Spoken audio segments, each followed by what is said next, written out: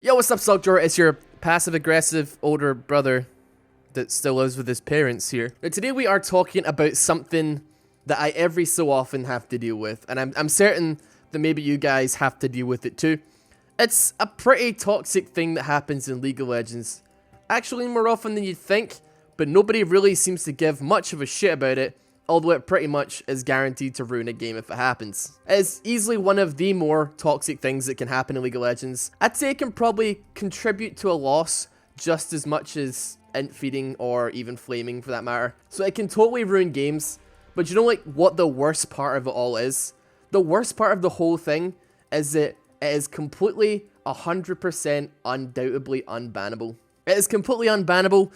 You can throw games, you can tilt your entire team, and there is not even a single piece of evidence that can support any reports that actually go out against you. So if you're a good person, you're probably wondering, Ross, what is this scumbag bullshit that you're talking about? And if you're a supreme asslord, then you're probably looking for me to give you some ideas for your next game so you can get what you want. Well, this is a tactic that I have come to call, it's a tactic that I have coined the phrase, holding a game hostage. Some people call it AFK farming, some people call it AFK split pushing, some people call it asshole foo. Hold up, can I... But regardless of what you call it, it is fucking the worst thing in the world and we all hate it so much. Alright, I'm gonna definitely kill this Teemo, man. I'm gonna definitely kill this Teemo. Forgive me, Lord, for I have sinned.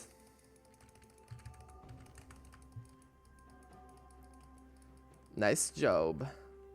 Very good job. This is something I see most commonly top lane. I guess it's primarily because top lane is kind of its own little island, so it's far easier for like people to just kind of go AFK and fuck off into that lane, because it's the furthest away from pretty much everything on the map. People don't really tend to go there all that often, but it's not uncommon for me to see bot lane doing it as well. If an AD carry decides that she just doesn't want to play anymore, Vayne. It's completely not outside the realms of possibility that Vayne is just going to throw her fucking toys out the pram and disappear in the top lane. Now, I had this happen to me very recently, and as I went to report that player, I kind of realized that there is really no evidence to support the fact that she was actually pretty much AFK the whole game, that the kill I was playing with wasn't helping the team and was intentionally ignoring everything we were seeing. We're telling them to group up, but it didn't really matter. What you'll find fairly often is that you'll be maybe jungling, the top lane will be having some trouble, and they'll ask for ganks, but you've never really had the chance to like properly gank that lane, whether that be because there's a counter gank that went wrong, you ended up getting double killed, which is nobody's fault, or maybe the enemy just, your teammate just keeps on pushing up, keeps on overextending, so there's no real in for you to gank, and you end up being completely useless in your jungle, at least for top lane. Like, you can go and help other places, and that tends to be what happens. That was like the worst thing I've ever done, possibly. Potentially. Now, all of these scenarios are really not the end of the world. It's certainly nobody's fault if a jungler falls behind or if a top laner falls behind and the jungler isn't really able to do much. But it's the kind of person that this happens to that really can define what direction a game goes in. You could have a nice guy. You could have like the nicest guy in the world. Oh my god, I just see that Lee Sin. Where is he? Where is he?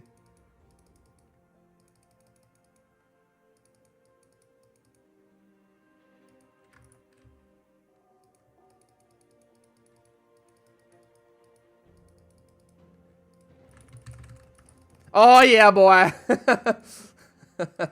Worth, Will. Absolutely worth. Yeah. So you can have a really nice guy. This all happens to a really nice guy. He just kind of accepts the fact that he's not doing too great this game. He says sorry for his mistakes. He understands that the jungler is helping other lanes. He kind of just admits defeat. He'll start building tanky items and kind of just go with it from there. Now, this is what happens if you get the nice guy. You could have the person that decides to hold the game hostage, who just decides that top lane is now their one and only home.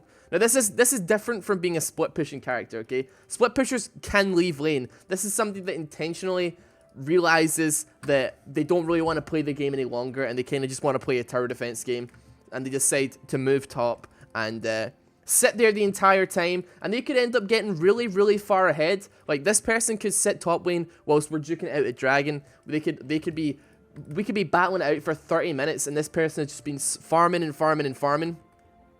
And when they actually end up fighting somebody, they completely destroy them because they're hundreds of CS ahead of them. But it's the fact that they just choose not to do anything with that at all because they don't want to play the game any longer. These people have given up. It honestly feels like actually babysitting a toddler when you play with somebody like this, because you can tell that they've completely given up, but nobody wants to surrender because things are still going fine.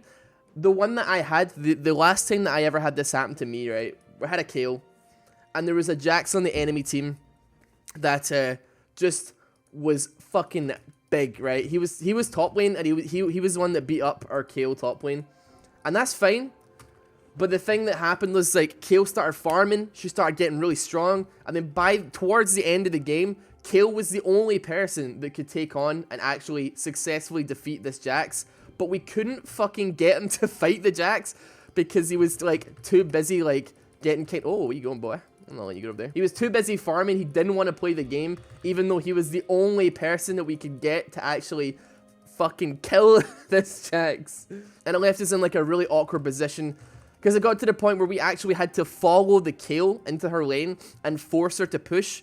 And all she did was back. She just back into base and then sat in base just killing minions.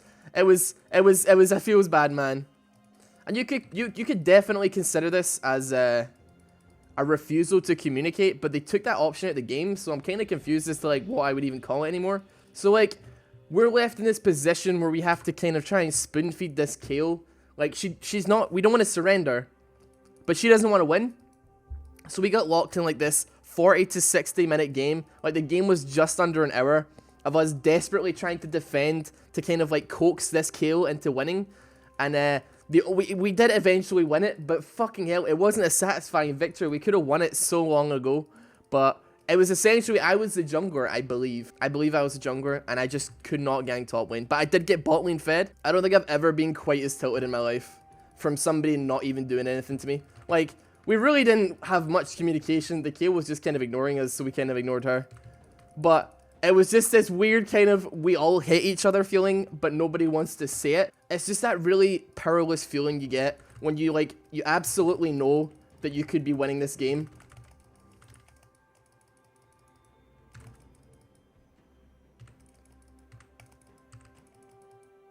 Whew. Oh, ding ding.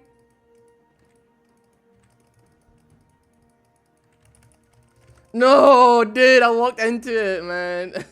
I know I'm kind of like rambling about this stuff because I'm actually doing well and I'm somewhat focusing, but I do feel like that kind of stuff tilts me way harder than anybody flaming me. Like, I could be like 0-7 and I'm less tilted than I am when I was playing with that person. I was doing well, I was doing okay, but I had a teammate that didn't want to win. Now, like, I do my Metamancers, like, and I did them like ages ago. And I know that I'm bad at the game, right? And I do like dumb builds, but I always at least try to win. Regardless of like what I'm doing, I'll always make an attempt to like, you know, to try and win. Doesn't matter what I'm doing. If I'm doing like the dumbest build in the world, I will still make an effort to try. And it just feels bad, man, just seeing somebody who's completely given up on absolutely everything in the game. But they don't want to quit because they don't want to get banned. So they just do the next best thing that is basically just rage quitting, which is just like AFK farming.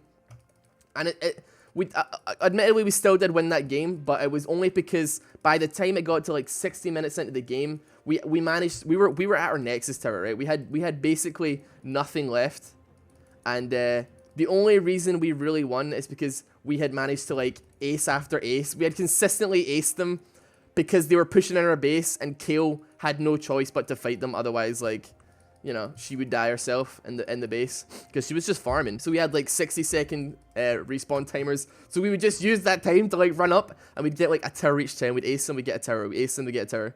And it was just like this really horrible battle of attrition that went on for just so long. And honestly, it sucks because I know there's really no, there surely is no way of banning it because there's really no real evidence. Even if they look at the game, I mean, the person's technically playing the game, even though it's like, they're pretty much AFK for a large portion of the game. They're not helping with objectives. They really have no will to win, but they're not technically AFK. They're not going to get kicked for it. And it just like, it puts everybody in such a powerless position, and it is the most toxic thing in the world. And I know you guys maybe have dealt with it, maybe haven't dealt with it, But this is one of the things that tilts me the most on fucking planet Earth, and I wanted to like chat about it to you ever so slightly, guys. But honestly, that's what this channel is about. I mean, my most popular series is about hating things, so I figured you might like a little thing about some other shit that tilts me that isn't characters specifically. It's not specifically related to champions that people play, more so the tactics that they employ that make me want to strangle someone. But regardless, guys, thank you so much for watching yet another video. If you're new to the channel, please hit that subscribe button and join the sock drawer. If you aren't, if you have watched this far into the video, hit that like button as well. Show your support. And yeah, thank you again so much for 300,000 subscribers. Let's get 400,000 now. Woo! And then let's get 500,000, please. Take it easy, guys. I'll see you tomorrow.